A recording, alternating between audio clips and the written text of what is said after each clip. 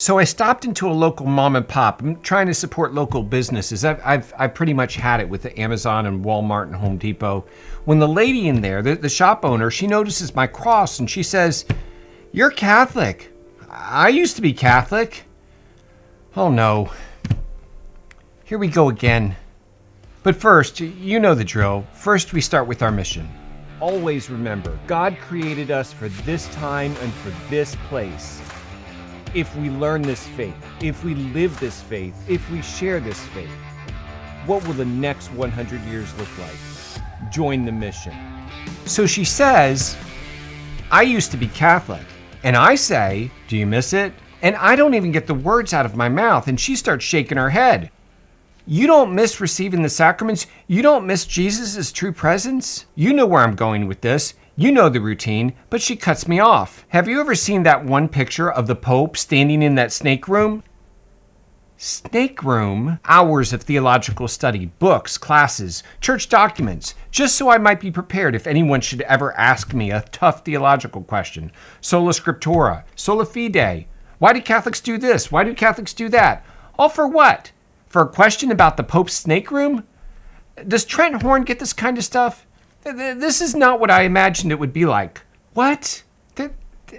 There's no snake room? Yes, there's a snake room, and the Pope stands up there and talks to all the people. You mean the loggia?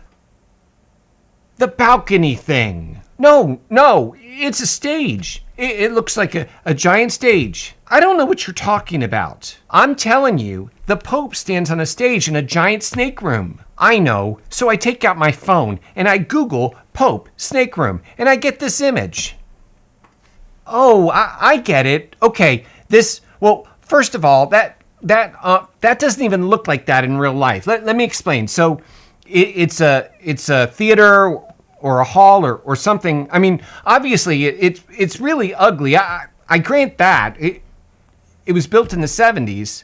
But that picture is very misleading. It was taken with a wide-angle lens, kind of like this one. I didn't have this in the mom and pop. This is for you, because I've got all this camera stuff for these videos. But anyways, that lens, the one on the camera right now, you can only see about 6 feet of this wall. That's just your regular general use kind of lens. But if I use this lens, you would see not only this entire wall, but you would see both walls on either side of me. Now, in real life, you would actually have to turn your head to see both walls. Now, I'm not going to demonstrate because, as I've told you before, this place is a mess. There's guitars, there's books and junk. That 6 feet behind me is the only clean area in this whole room. But anyways, with a wide-angle lens, it will take the whole 180 degrees or whatever and flatten it out, just like that picture. See, here you can see the corners of that room. So if I took this wide-angle lens to your church and stood in the back and snapped a picture, in that one frame, you would be able to see all the way from the Welcome Center kiosk to the entire band, both jumbotrons, the entire lighting crew, the entire 96 channels on your sound mixer, all the way to the baristas on the other side of the arena, all in that one shot. Now, of course, I didn't have any of this camera stuff with me when I was explaining this to that lady, but I don't think it would have made much of a difference because she clearly thinks that I'm a member of some snake-worshipping cult. But we've discussed this here many times before. Just because two things look similar does not make them alike or the same. One of the greatest faults of our modern age is our loss of the ability to distinguish between two things that look alike but are substantially different. I did a whole show about a book that I have which was written by some Catholic-hating fundamentalist. He showed pictures of pagan idols alongside Catholic imagery to insinuate that there is some association or some connection between the two. For example, he showed an image of some pagan god sitting on a throne, and next to that image there was a picture of a pope. And guess what? He was also sitting. So bingo, the clear conclusion that must be drawn is that Catholics must be pagans. Page after page of corresponding shapes and colors. Here's a pagan circle next to a picture of the Holy Eucharist. So I get home from the mom and pop, and I Googled more about this snake room, and I find this gem of an article. What if we told you of a church designed as a snakehead? Does that sound believable? Hang on to your seats. Look at the full photo below juxtaposed with a viper's head.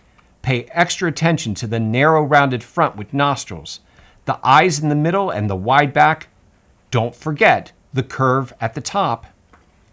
Let's talk about windows. There are 2 of them, one on each side of the building. There's 4 sides of the building. But they really do resemble the eyes on a viper. There's a slit in the center of the eye-shaped windows that resemble a reptile eye. That's a diamond, not a slit. I know my shapes. Then there are the fangs, the 2 pillars on either side. Compare it to the 2 sharp and pointed fangs you'd find on a viper. Would you find a rectangle in the mouth of a viper? Just curious. Now you have all the facts. It's time for you to decide what dark secrets might be responsible for these weird and creepy architectural choices. You mean besides the fact that it was made in the 70s? Was there anything made in the 70s that wasn't weird and creepy? Shapes, eyes, fangs, scales, and statues. It's too much of a coincidence to ignore. This guy does just what the author of that book I mentioned does. It confuses similar but different things, insinuating some connection.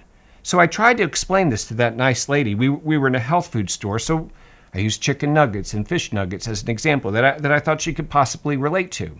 Imagine a food processing plant that produces chicken nuggets on Monday and fish nuggets on Tuesday. And perhaps they use the same procedures, the same machines, the same breading, even the same packaging. The outcome is that the chicken nuggets and the fish nuggets may look nearly identical, but that does not make them the same. One was a bird with feathers and lungs, and one was a fish with scales and gills. I know there's a bunch of evolutionists out there that are trying to convince us that a bird and a fish are the same, but I'm not falling for it. We have to learn to distinguish between things that are not the same. Our society is truly struggling with this very basic concept. Back to Pope Paul VI Hall. This building was completed in 1971, and I think that's all the explanation we need. We all know that the 70s were beyond ugly. Is it really fair for you to single out our ugly 70s art as if that somehow represents everything we are? I mean, we've been around for quite a long time. We actually have other art, some very significant pieces. Why are we singling out the 70s stuff? I mean, what was your church building like in the 70s? Oh, you guys weren't around? But here's where we're having the problem.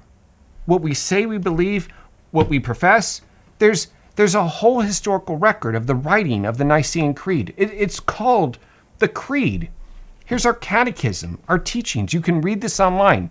It's actually organized according to the Nicene Creed. But you're not reading that. Instead, you're finding pictures of our ugly 70s art. I noticed that you're not analyzing our art from other time periods like the Pietà. It's literally right there in the same place. You had to make a point to ignore it and focus on this ugly hall. The Pietà focuses on the price of our salvation. Look what we have done by our sins.